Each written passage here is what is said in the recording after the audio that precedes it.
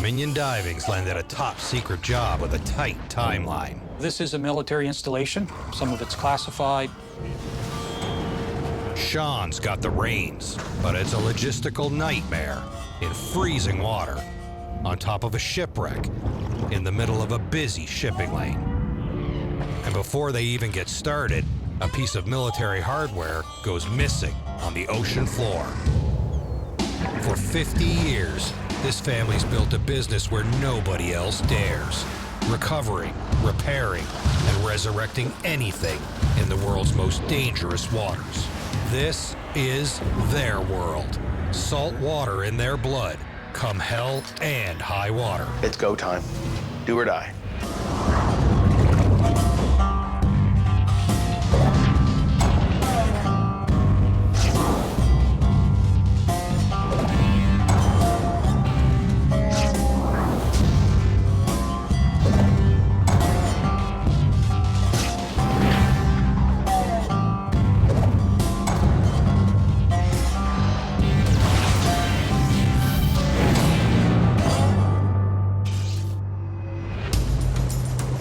It's the middle of March, the coldest and most unpredictable month on the North Atlantic.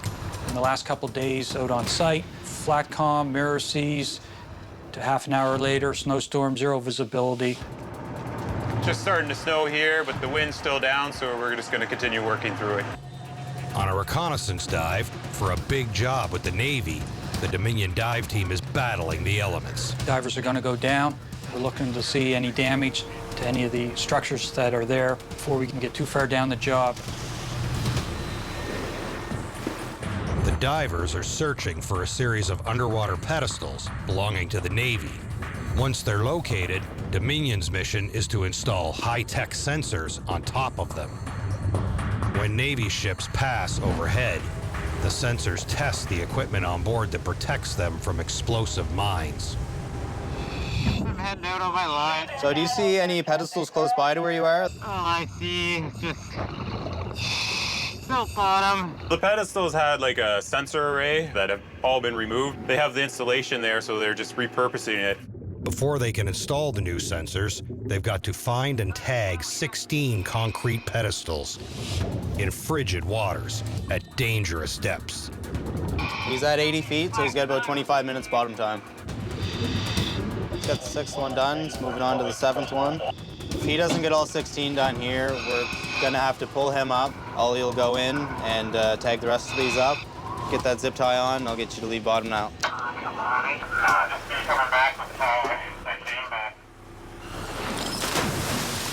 Roger, diver left surface at 1224. I want to just check the distance, like if there was another pedestal. You got lots of slack, it's just you're gonna have to pull, the tide's just pulling you a little bit. They're looking for the last of the 16 pedestals. The marine industry, nothing stays the same. You always have wind, you always have waves. There's always forces acting on the stuff that you put there. That's why the military got us in there to go down and have a look. 5 looks good. Continue on to 4. And between 5 and 4, it's roughly 15 feet. Yeah. If they can't find it within the 25-minute dive limit, the entire mission could be scrubbed. That's dropped right off. Thank you. That's all my bottom. There are supposed to be 2 pedestals in this location. So that's double the distance of all the other pedestals. All right, that's your time. I'll get you to leave bottom now. You can do a free ascent, or we can get you to climb your umbilical. They've run out of bottom time and have to come up one pedestal short. It's too deep and too cold to risk it. We're dealing with 100 feet of water, coldest time of the year. After 15 minutes, the divers are starting to lose dexterity in their hands. You can swim across, we'll start coming up on your umbilical. Just come up nice and slow.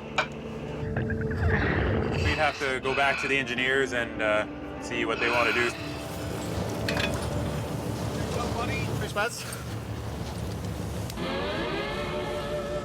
The 10-day job's off to a murky start, and the whole project is cloaked in mystery. This is a military installation. Some of it's classified. I don't have to know what it does. We'll go down, we'll do the grunt work, and then where it goes from there, who knows? The sensor array's exact location is a military secret. Dominion's got to install it and connect it to a monitoring station on shore. It's like plugging in $1 million extension cord over a mile long at the bottom of the ocean. To make it more difficult, the job site's in the middle of a busy shipping lane. And there's a jagged, mangled shipwreck on the bottom that could snag the cable. If we damage this cable, it could be 18 to 24 months away for a replacement. They're doing this job with a brand new, unproven ship, the Dominion Warrior. It's called a multicat, a self-propelled floating platform that can be outfitted for any job. Anything we purchase, it has to be multi-use, multitask. The Warrior is a Swiss Army knife because it has so many functionalities. Can't wait to get it out on its first job and start making some money and paying some bills with it. The bosses, Matt and Robin, are going out of town. Sean will be alone at the helm. Sean is the voice of reason. Sean's kind of like the glue. Keeps everything together and keeps everything running as smooth as it is. It's very hard to get ahead of Sean when you're trying to think ahead. He's usually thinking quite a few steps ahead of most people. Sean's only got 10 days to finish the job. That's a drop-dead date where everything has to be up and running. We've made a commitment contractually to have this in and up and running for our client. Every day over 10 days will cost them thousands of dollars. In just one day, they've already discovered 2 big problems. Okay, you tell me your stuff and then I'll tell you my stuff. First, the divers break the news about the missing pedestal. It's not 16 that was knocked off. 16 Is there. is there. And it's number 2 that's actually missing. Okay, so we know 2's missing. We've got a hole in the mattress for number 2. Finding the missing pedestal is crucial, but locating the shipwreck directly in their path is more pressing. This is another chart of the harbor. This one is actually made for fishing. The shipwreck appears in a different location. That other one just shows a big area down there. I think it's going to be prudent before we set our mooring system that we go out and find the exact location of this wreck. The pedestal can wait. They need to know where that wreck is before they do anything else.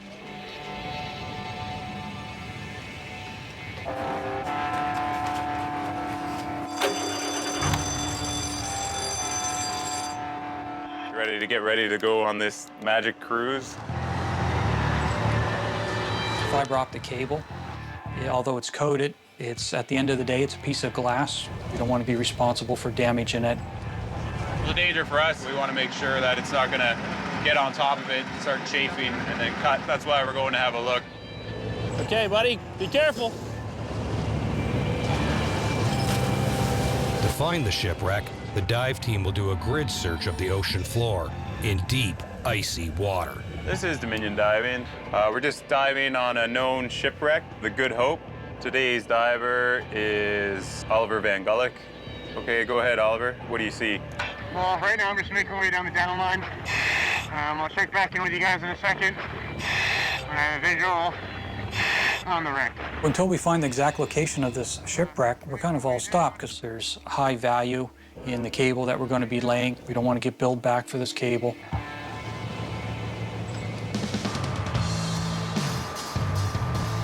At the Dominion dock, it's all hands on deck for the big Navy job. Sean's got to get the 2-kilometer-long, $1 million fiber optic cable spooled onto a massive reel. There are 3 sections of cable that have to be put on the reel. A short one that connects to land, a 1,600-meter main section, and a 3rd section that connects to the sensors. Fiber optic cable allows data to travel as light. It's made from thousands of individual glass threads, cocooned in a protective sleeve.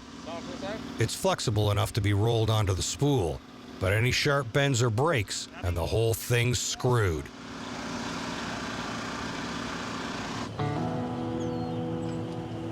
Back with the dive team. Do you want the good news first, Gary, or the bad news first? The good news is they found the wreck. Yeah, we found it. The bad news is This is a fucking clusterfuck, though. Yeah, so we might have to reposition to avoid this wreck. basically a line for cutting machine down here. The jagged metal could slice through the fiber optics, Okay, roger that. so they'll have to work around it when they lay the cable. Go, man. Welcome back. Back at the shop, there's more equipment to be tuned up for the big job. The dive site is cold, deep, and dangerous, so they may need to send in machines with a little help from Lorraine. Matt and Robin are my uncles. They would be my mother's youngest brothers. Lorraine is in charge of Dominion's fleet of remotely operated vehicles called ROVs.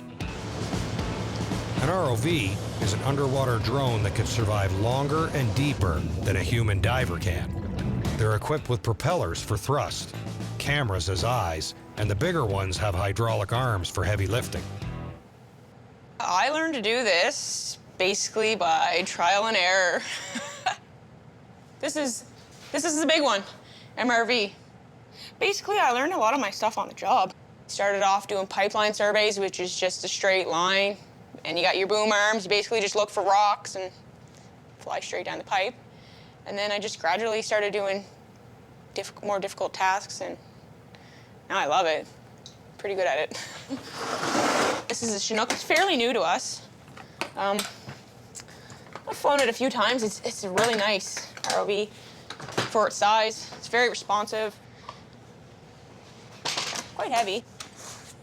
There's different ROVs for different jobs. The smaller ones we have, we can fit down in some pretty small areas. And here we have a smaller one. And this one we call the Interceptor. I don't go under the water. I actually prefer to stay above the water, unlike some of the people here. Out in the yard, it's finally time to prep the Warrior for battle. Yeah, good. We have a deck plan. It's all scaled out. It's like playing Tetris here in the office. What if we put this here and put that there? You want to come this way some? Yeah, you gotta come this way. And then we come down to the loading day. And it just gets smaller and smaller and smaller. Not very good. That's not very good. Up first, that massive reel spooled with $1 million worth of fiber optic cable. Is it possible to spin that the other way, that container? For this job, the Warrior's primary function is as a dive platform. They're long, deep dives, so they're loading on a decompression chamber inside this shipping container.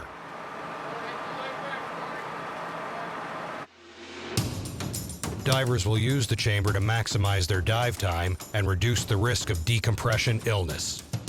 That can be fatal.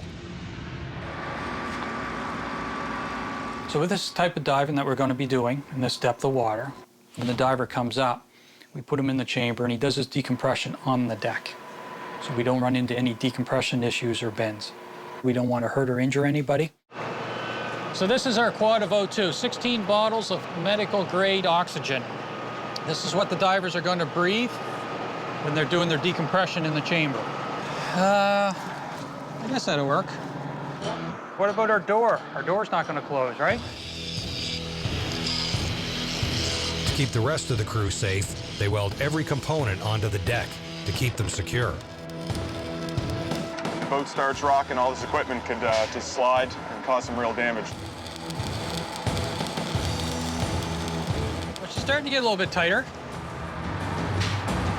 See what kind of space I have up front to stick it. We need an extension. Yeah. With almost 15 tons of gear aboard, it's a tight squeeze, and they'll need room for this precious high-tech cargo. These are the sensors that are being plugged in at the bottom of the ocean. This array of sensors is worth more money than the Warrior, the cable, and all the other equipment aboard. The cable gets connected to this unit, and then it's going to be lowered down on the ocean floor, and it's going to stay on the ocean floor. And then we'll go around, start picking up all these units, and we'll be placing them on the pedestal. So we'll have a couple guys in the water when we're doing this, and we'll be placing them on the respective tabletops. The barge, the sensors, and the $1 million cable are all good to go. But not before the dive team figures out how all this gets connected to shore. You know how we're doing too. Okay. No, we don't do that. Those two gentlemen up there are gonna give us a hand. What they've done is fed a line down. They fed a line down that I'm gonna go retrieve basically and tie off to this. Be careful. To help connect the cable to shore, the dive team are looking for a line to pull their guide rope through an underwater conduit.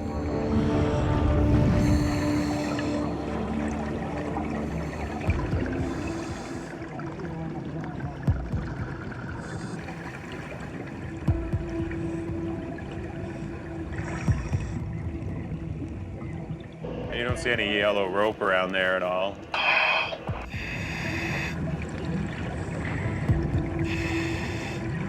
Yeah, nothing coming out of the conduit. Yeah, roger. You don't see anything around that just coming out? No, there's nothing. I've reached my hand all the way up there, and I did a whole circle kind of pattern feeling that way. I didn't feel anything. Yeah, roger. Hey, how's it going?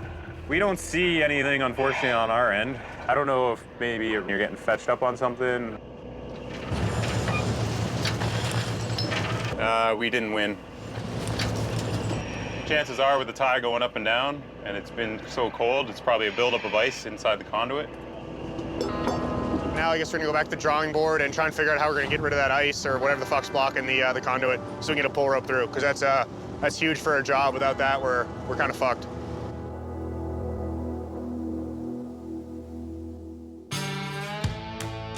It's day 5 of the 10-day Navy job. But Dominion hasn't found the last of the 16 pedestals that are the platform for the high-tech sensor installation. These pedestals missing is a real mystery, like somebody would pluck a flower out of a garden. Enter ROV tech, Lorraine, master of finding lost things in the vast underwater garden. She's got a tool to help with their search. This is FMV40. I've actually had a lot of flying time with this ROV. The big green thing that you see on the top, that's the buoyancy. And without that, this thing would just sink to the bottom. We got our color camera, we got our sit camera, which is for low light, and a port thruster and a starboard thruster. We have to replace these quart nozzles here. They've taken quite a bit of damage.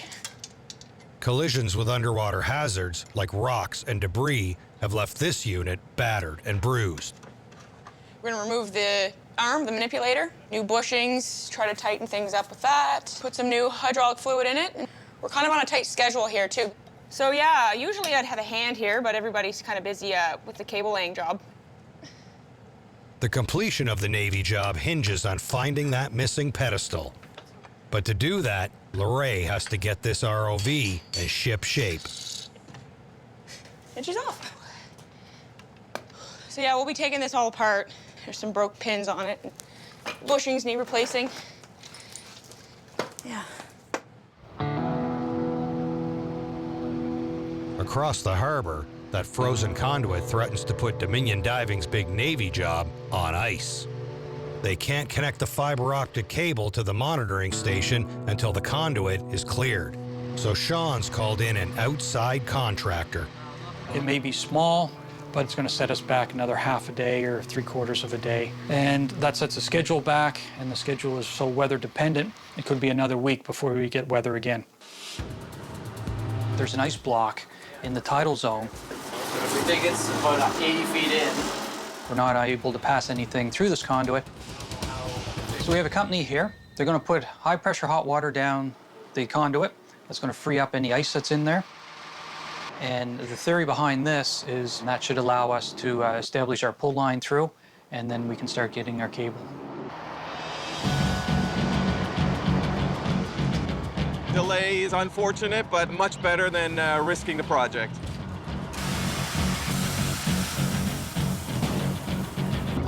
All right, so I'm just coming up to the conduit here now.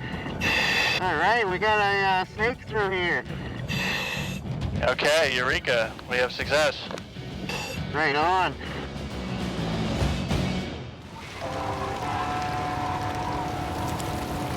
On the tail of a small victory, a winter storm rolls in, making the ocean too rough to lay the cable.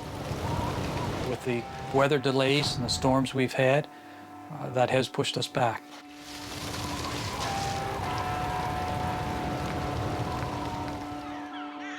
By the time the weather clears, Dominion's only got 3 days left to finish the job. Hopefully the wind will stay away and we can get out there and lay the cable and get diving.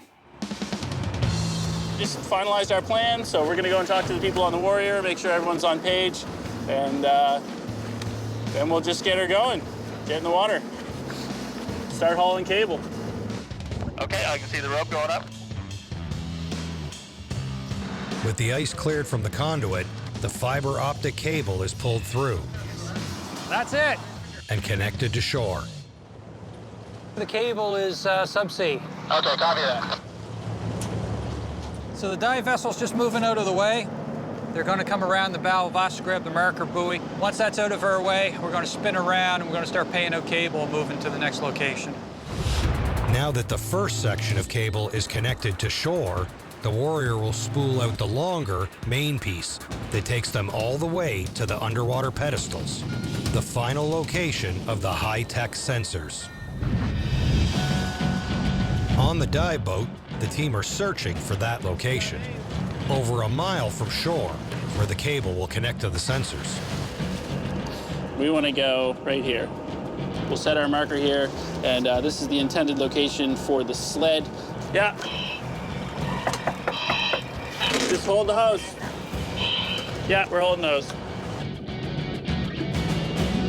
It looks like he's found the range. That's your guy. So you want to just put that to your left?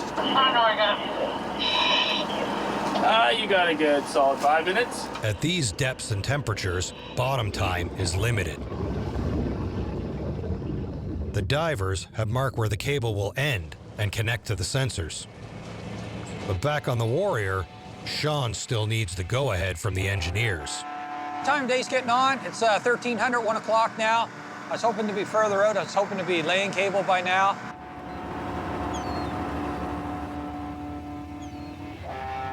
Sean's waiting for the engineers to secure the cable on shore before the Warrior can resume spooling it out.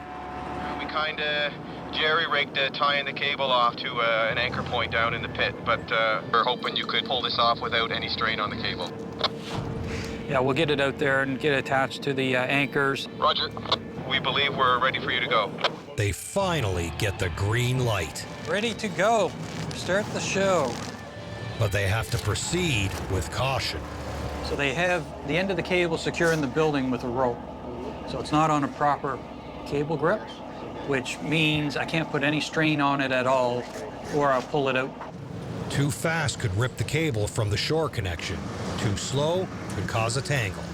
We're just paying out cable, making sure it's going nice and even, that we don't give it any sudden shocks or pulls. We'll be going over 1,600 meters. Slow her down a little bit. It's hours of work laying the cable in precise position, with winds and currents constantly blasting the Warrior off course. The wind has come up a little bit. It's changed around on us now, so it's kind of pushing us over towards the island a bit. The tugboat on the side, he's pushing us back and forth, keeping us in line. It's careful work. Make or break. $1 million of cable lowered to the seabed, bit by bit. But then, there's a problem. I'll stop there, Jerry. Cable just went underneath the anchor. Jerry, can you come up on the anchor? In our position a little bit now, so we're maybe going over top of that again, are we? Slack in the cable has looped under the Warrior and become tangled. The wrong move could damage it, undoing days of work and breaking the bank. I'll stop there. Can't go any further. That's it? Okay. Okay, if you start backing away, Jerry, We can deal with this, I think. Pushing easy.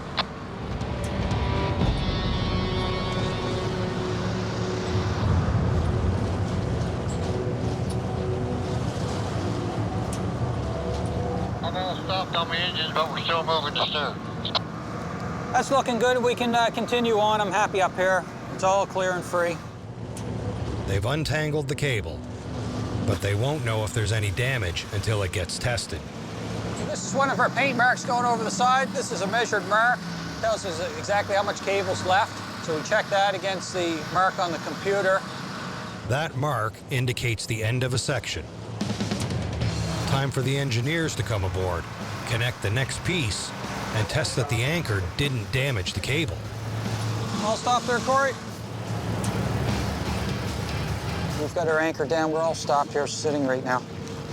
Okay, we'll be right over.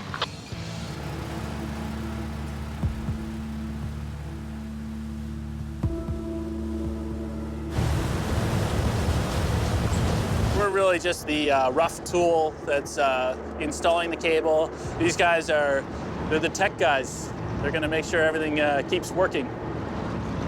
If the cable's broken, it's $1 million, weeks of delay, and a big blow to Dominion's reputation with the Navy, an important client. Just grab up here. Okay, so we got the cable coming over the front. We've got a loop here. Take one off.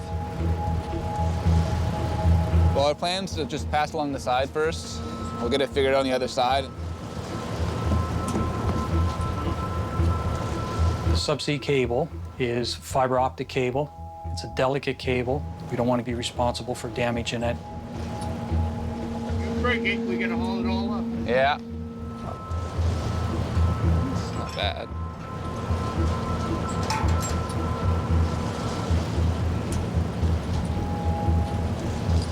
Yeah, so it's plugged in, we're on deck. So test it, let us know. All right. This is the worst part, the hurry up and wait, we call it.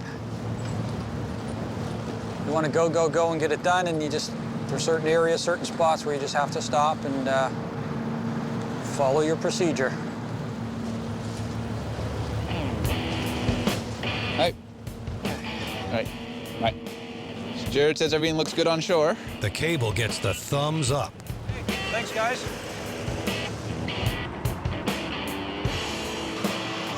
And Sean can see the finish line. I'll have the two ends here, and then you can connect it up. And then we're only 150 meters away. I'll flash this up, and we'll spin some cable off. They have to spool off one last short piece of cable in order to reach the site of the pedestals, where they'll deploy the sensors, AKA the sled. That's where the sled's gonna go? Okay. I'd like to get the sled down today if I can. All right. But installing the sensors will have to wait until tomorrow. They only have enough daylight to finish the cabling.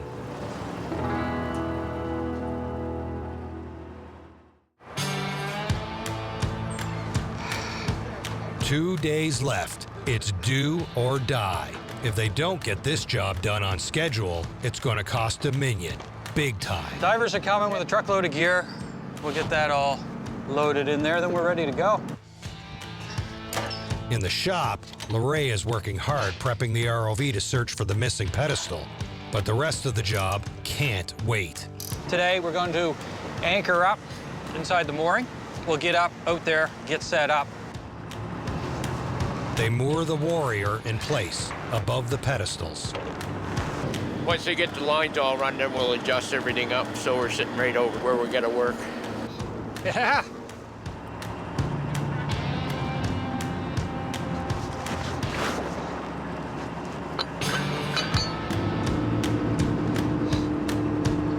Don't be catching them up in your prop.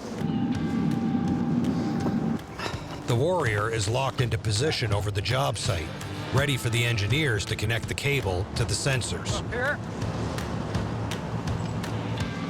Hey, good. The cable's actually coming under the barge right now and coming up over the bow, yep. I'll have the divers all dressed by the time you guys are done, just so we don't waste any time. Got you lot clear as well. cable gets connected to this unit, and then it's going to be lowered down on the ocean floor. You guys happy with the slack? Just be to finish tying things off. Perfect. Connecting the sensors is the final step before they're lowered down to the exact location of the underwater pedestals, where they'll be installed by the divers.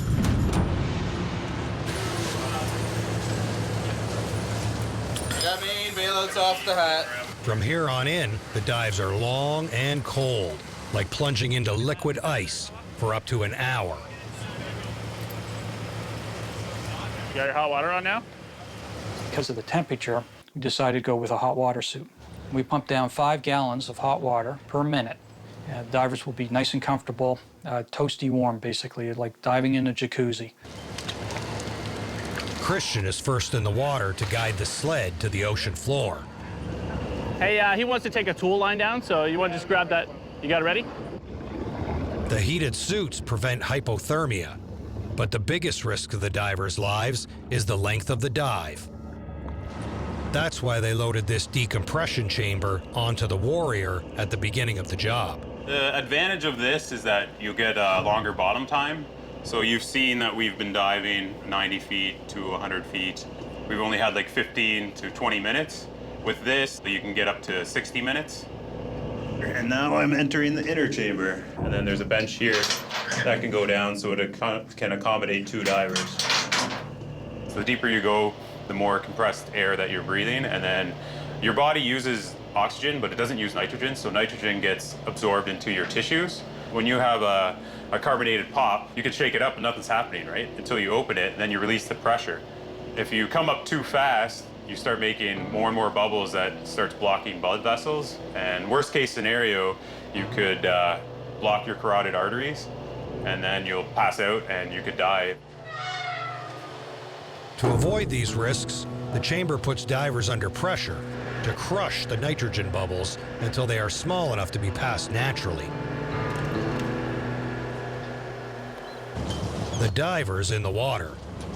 The sled is ready to go. These black things are digital magnetometers. So there's 16 of those. I'm not sure exactly what they do, and I'm not sure who's allowed to tell you. That's secret squirrel stuff, that. I'm going to check the connect end and the test. So we're going to get this over. It's going down to 10 feet for 15 minutes. And then it goes to the bottom. We got Christian in the water. He's going to make contact with the sled. Ready, ready? Ready, ready. I think we got some O-rings up here. Yeah. So he'll go up there and follow it down, basically ride it down with the crane, make sure we got a nice clear landing spot, and then we'll set it on the seabed. One final test. They won't lower the sled all the way to the bottom until they're positive the components are waterproof and functioning in case they have to haul it all back aboard. We're just, he's in the water, just kind of hanging out, getting comfortable with the hot water suit. So whenever you're ready, just let me know. Okay, Roger. Ferguson's Cove, Dominion Warrior. Yes, this is Ferguson's Cove. We have power disconnected and results are good. Clear to proceed. Okay, Roger, clear to proceed. Thank you. It's thumbs up from shore. The cable is connected, undamaged, and functioning perfectly. Underwater, Christian carefully guides the sled to the bottom. So we want this to be on bottom, not on the mattress, but just to the north, off of the mattress. Okay, all stop, all stop. All stop, all stop. Roger, all stopped. Okay, we're all stopped there. Alright, so we're just a couple feet off bottom here. I'm going to try and move these cables around so we can land that in a nice clear spot. Okay. Okay, we're drifting too far to the east. Anytime I move the cable, we just drift back over it. I know, it's just the wind's blowing us that way, man, so. No, I totally get it. I'm just, chasing my tail down here, trying to move the cable. Swing left. Can you swing your boom to the left? Roger, swing left.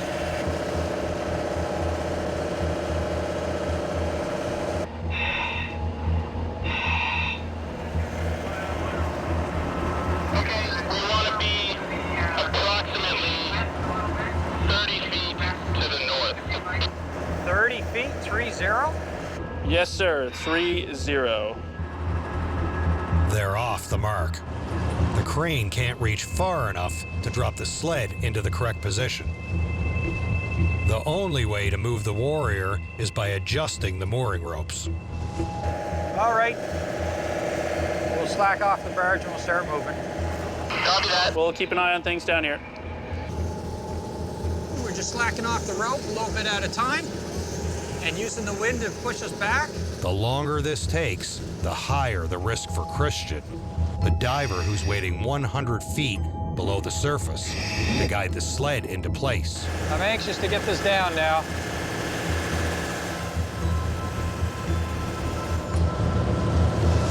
That looks great, guys. Down easy on the wire, please. Down easy. Coming down on the wire.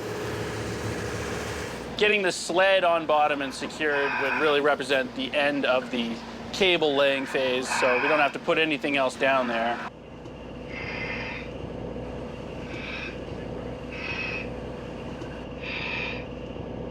So you get that rigging off, and that'll be you. The delay lowering the sled burned up Christian's bottom time. He needs the surface now. Roger that. Leave at 30. And the decompression clock starts ticking. When the diver leaves the ocean floor, he has 7 minutes to get up on board our dive platform, take off his diving equipment, get on 100% O2 in the decompression chamber. If we go over 7 minutes, if it's 7 minutes and 10 seconds, then that's it. Diver, take the ladder! All right, hatch, take it off. Coming near the steps, coming near the steps. Oh my God! Right. Mains are off. Sit down, sit down, sit down. Clear him out first. Yep. He stayed down there for an hour, so because of that, he has a lot of residual nitrogen in his body, and because he shot up really fast, it's growing big, so we only have 7 minutes to get him into the chamber and blown back down to 40, so he can do his decompression stop. I got the door going for a seal. We got 7 minutes available. Within 3 minutes, we had him at 40 feet on O2. Christian's out of danger. Roger, coming up on the crane. But the job's far from over. The sled is on the ocean floor, but Dominion has to come back tomorrow to install the sensors. We'll end up packing up for the night. If they can find the missing pedestal.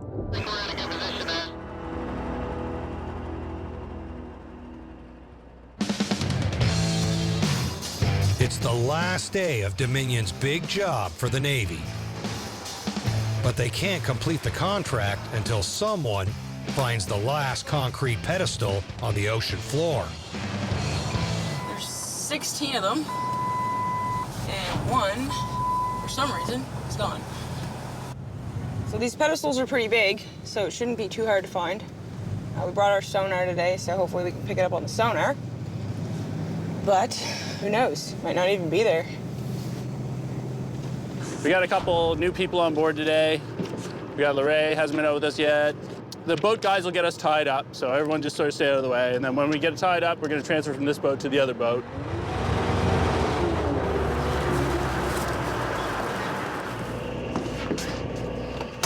This is our control console here. This is the lifeline. This is your deck cable. Lorraine's decided on a smaller, more nimble ROV to navigate around the wreckage on the underwater job site.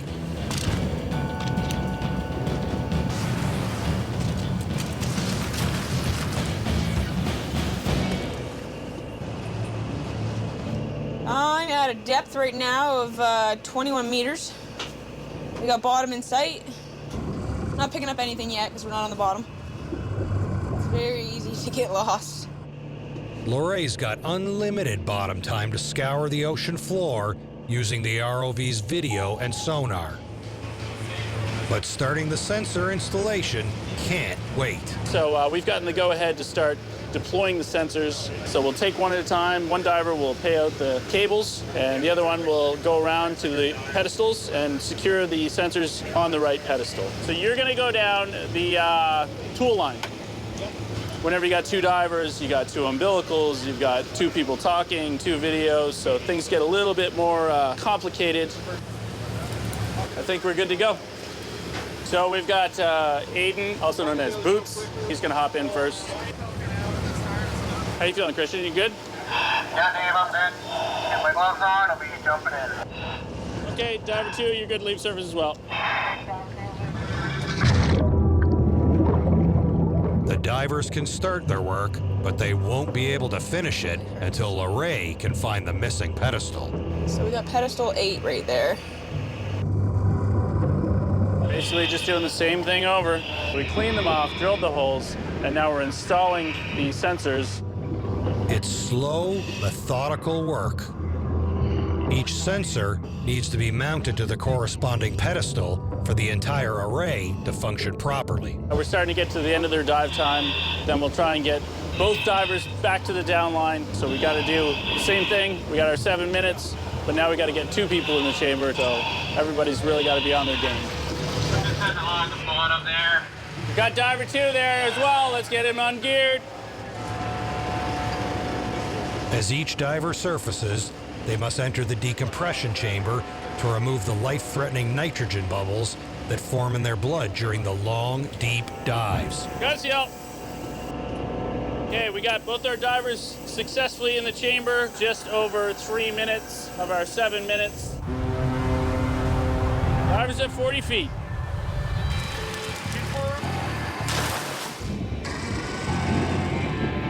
Yeah, copy that. Slack diver 1. Everything's going like clockwork for the dives. Okay, diver 2, he would like for you to hold the wrench. But without that last pedestal, the final sensor can't be installed. It's all on Lorraine. Well, I just see a lot of rocks right now. This seabed's all pretty rocky. Making my way over. Dead ahead. You definitely got to know where you're at and like how to navigate without using just your cameras. You got to use your sonar, you got to use your compass, even your boat reference. You need to just keep it all in the back of your head. It's very easy to get lost.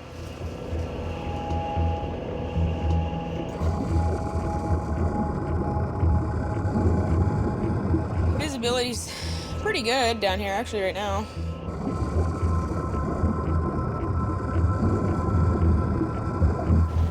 After 2 solid hours of searching, Lorraine makes a find. Oh, I got something here. Straight ahead of you. There you go. It looks like a hard target there. This looks like it might be the missing pedestal. Let's have a look. It's 45 feet at a position, probably dragged by a boat anchor or fishing gear. I guess Sean's gonna be happy to hear this. Oh, yeah. Found it. It's still close enough that the divers can complete the job. Everything's looking good. Lorraine and the ROV crew found the missing pedestal. We should have this wrapped up today. So you got sensor number 10, and you are on your way. Boys coming up.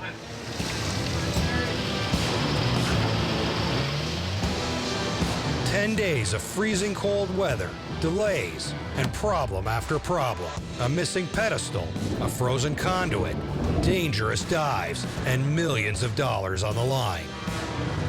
It's a big win for Dominion and a huge victory for Sean. Yeah. Perfect.